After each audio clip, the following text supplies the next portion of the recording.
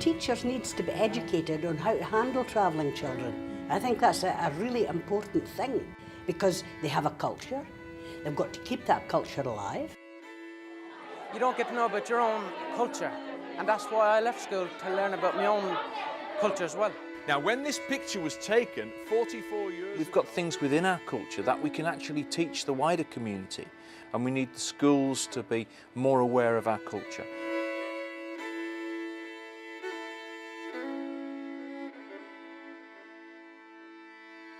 We were never meant to drop out. We just don't like it because there's a lot of racism going on in school. There's a lot of bullying. There's a lot of things going on in school that we don't like. The only way to combat racism is through education and through making it a duty on schools to promote equality, to promote respect amongst groups.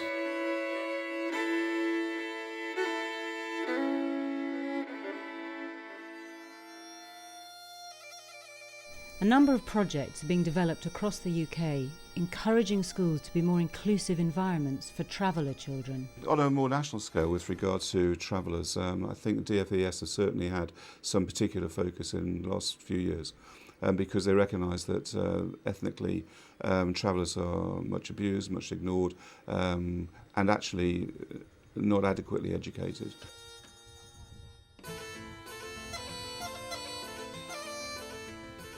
There is a growing need for resources that can be used in school to raise awareness of traveller culture. The Open Roads, Open Minds project in Leeds have developed a DVD learning resource trying to find a place for traveller culture in the national curriculum. And in Cambridgeshire, the Speak Out project have developed an audio CD highlighting the effects of bullying and racial prejudice.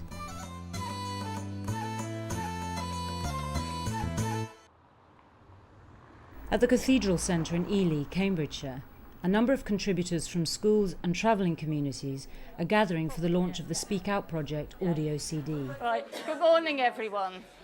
Today is a kind of celebration to mark the end of our Speak Out project. It's a year-long project. It's been looking at racism and racist bullying.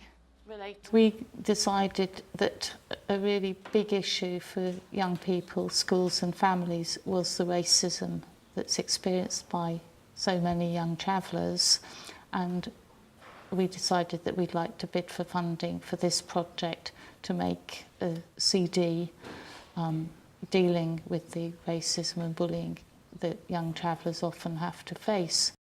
They're dirty pikeys really, aren't they? I have to really just steal and take money and do what I want. Sometimes the racist bullying of young gypsies and travellers can be dealt with properly. This is Becky's story. Yeah, well, the CD project, which is a project that we set out to do, Act Poggering Mandy, which means in Didicoi actually means stop bullying me. It's really a CD that's produced through and by the students of this school, Witcham Village College, and also our partner school, Friday Bridge. As I go to school, I can see the difficulties was in schools, and like sometimes where you get racism comments like said to you. And the story it tells from beginning to end really is about the difficulty that traveller children with no voice and traveller people with no or little voice in the community, the difficulties they have, and what can be done to include them and bring them through into a place where they can be heard and their issues can be met. And it's essential work. And we've interviewed our range of people, including Richard Gibbons, John Shield, Jane Williams, Roseanne Edges, Gordon Boswell and Becky Stevens. Like the CD stops a lot of bullying and racism between like travellers and gorges, like people who ain't travellers. I hope it like balances up so there ain't so much racism and bullying going on, because it ain't a nice thing, not really, to be bullied and have racism said to you, and it ain't nice, it hurts inside. Well, the most significant thing that travellers have suffered in schools, in education over the years, is a lack of voice. They are not heard. They are bullied, they have been ignored, teachers don't know quite how to respond to them. And so why a CD rather than a DVD? Because it's about voice.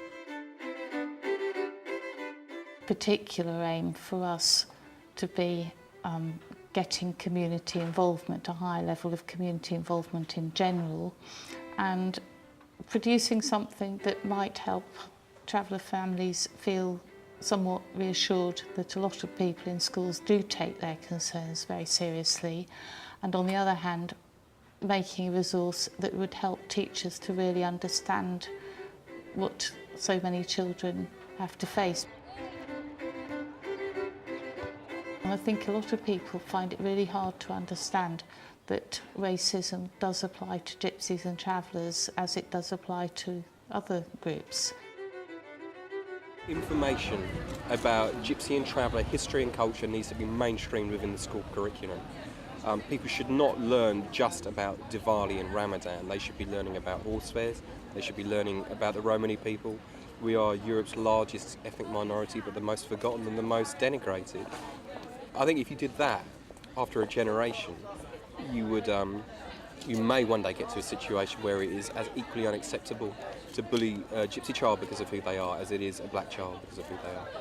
And everybody needs to realise that's the our problem, because people don't know nothing about travellers and don't know nothing about all the other cultures and backgrounds and that. They don't know nothing about it, so that's why there's so much bullying and racism and that going on, because nobody don't know that. They need to wake up and start realising that the little sayings and whatever they say does hurt people inside.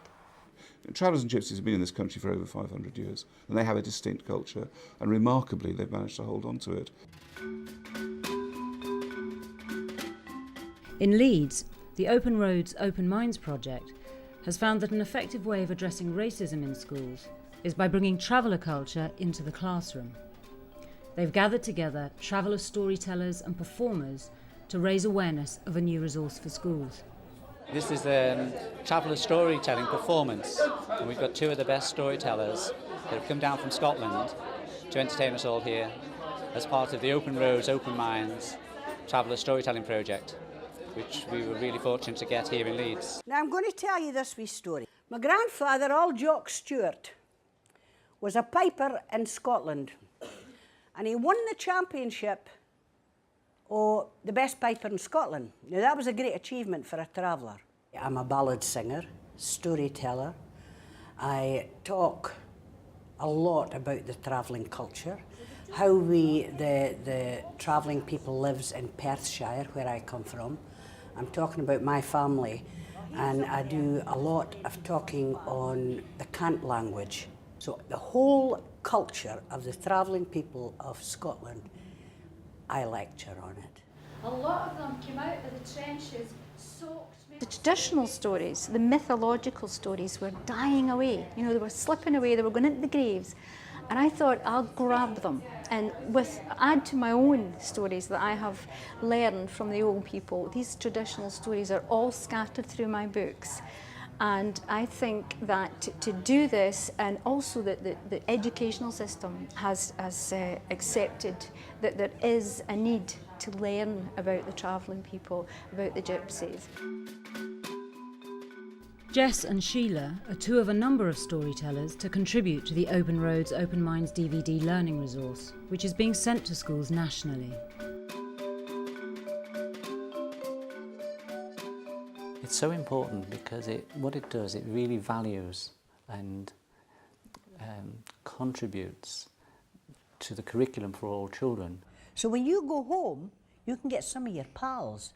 You can all sit round in the carpet or outside, and you can say, right, come on, play chain storytelling. And I'll tell you, I have had a lot of fun chain storytelling, because you add silly bits to it and silly bits to it, and it brings everybody in, and everybody is content because they have told a story.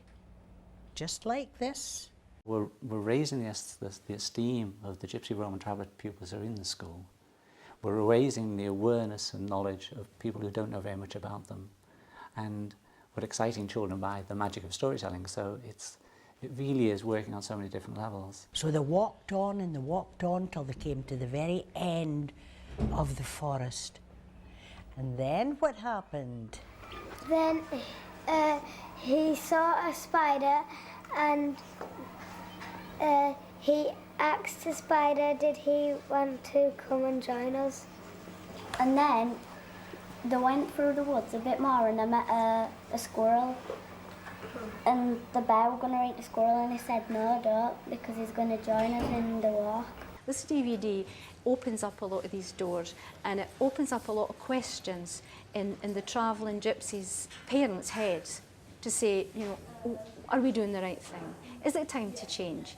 Let's share our culture. I think the DVD project is a wonderful thing because long ago, the travellers and the non-travellers, teachers and education authorities and that, couldn't have cared less whether travellers got educated or not.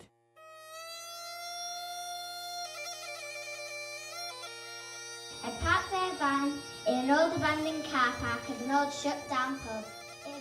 Pupils, teachers, storytellers and travellers are gathering together to celebrate the launch of the Open Roads, Open Minds DVD learning resource for schools.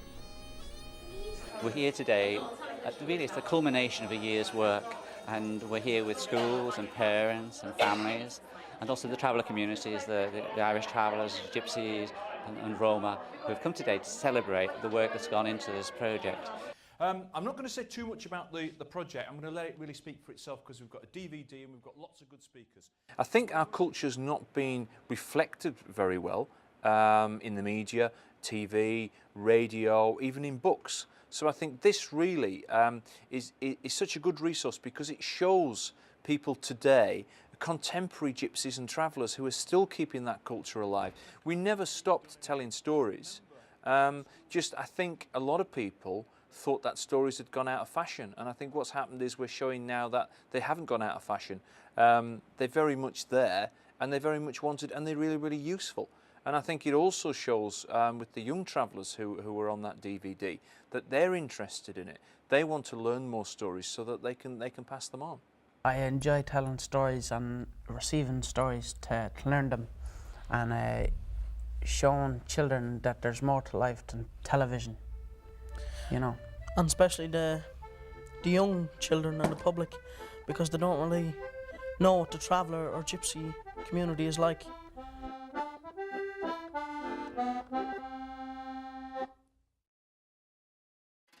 Let me show you this picture.